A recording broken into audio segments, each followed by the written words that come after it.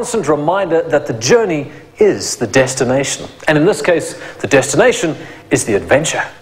Tomisho was taking a holiday that would start at Pretoria Station and end 1,600 kilometers later with the complete Winelands getaway. From its early heydays as the leisure travel par excellence of the money classes, this palace on wheels rode the rails to legendary status, offering the luxury of time, a time to indulge, a time to reflect, and a time to take in the sights, sounds, and sensations of South Africa from north to south.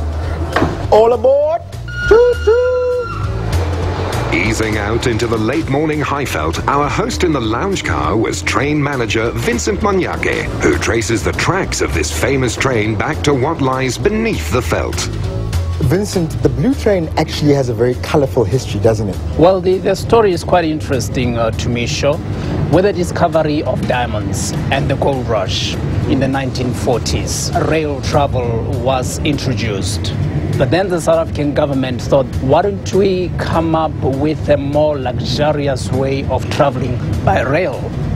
We then had a Union Limited train, which was painted blue on the outside. Now, every time this train traveled across the country, South Africans will go like, there goes the Blue Train.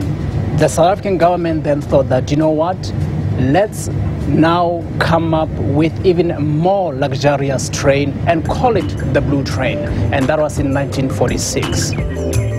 Below the panelled suites, even the suspension and braking are designed around comfort, as are the fully appointed marble tiled bathrooms, complete with underfloor heating and baths. But there was one thing notably missing. Where's the bed? Give me 1 minute. I'll call you as soon as I'm done. And so, by canny design, your lounge is converted to a splendid bedroom with double bed and down duvet readied for your return after dinner, courtesy of a custom-designed gourmet kitchen car. How do you manage to cook and train surf at the same time without falling over? I have to make sure that I look after my paws so that when the train curves, it mustn't fall on my feet. I gotta tell you, I love the food on the Blue Train. It seems quite South African, man. Yes, we are serving international food, but we've got the special dish, which is the Karoo lamb. Oh, wow. Yes, this is very South African. Served naturally with full silver service. And since you have just shy of 1,000 miles to travel, no one's in any kind of hurry to get through dinner. How appropriate, seeing as we're traveling through the Karoo. You wouldn't know it by looking out the window, of course, but take my word for it. Bon appetit.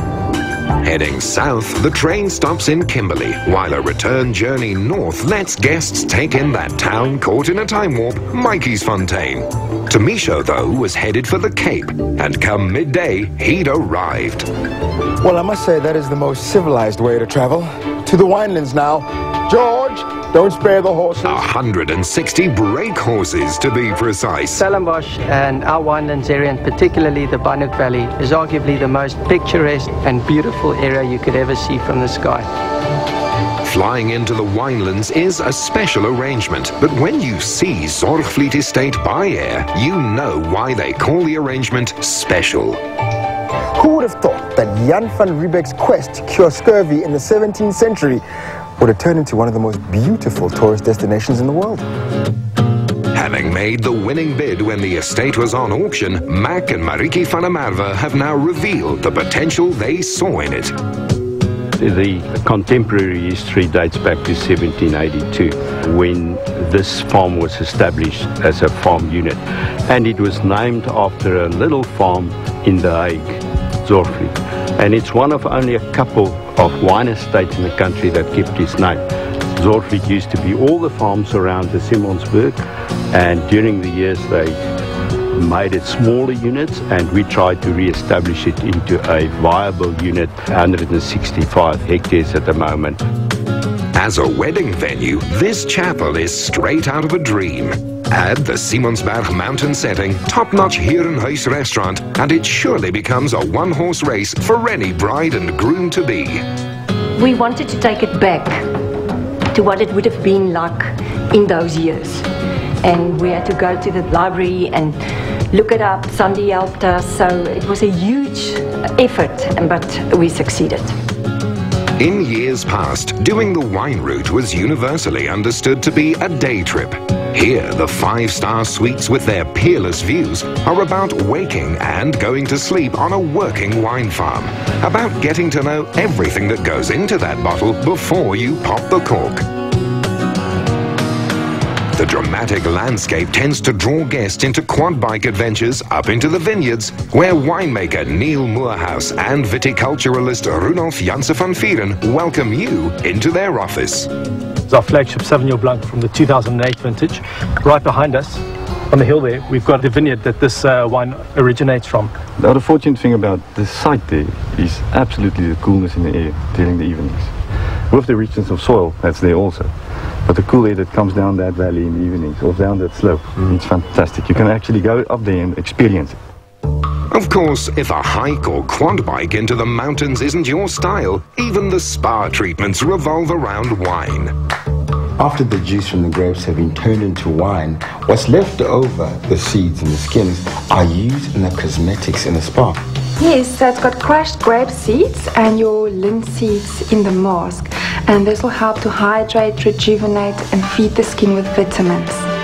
Tamisho surrendered to the process with great faith, but vitamins can only achieve so much. Let's see how I look. Good. You said I'd be beautiful. This looks nothing like Jeannie, did it? A bruised ego sometimes needs an outlet, and seeking one, the owner of that ego was amazed to find therapy in 9 holes, an iron and a little white ball. Although I might look like a good golfer, I'm not really. And I don't really want to practice in front of everybody. A place like this is very, very unique and very good, not just because of the surroundings, but also because it's private. It's basically one-on-one. It's just me and you, and I can teach you all the little secrets of golf. The frustration at missing gave way to joy at connecting, and in turn, despair as the trout dam claimed his best shots.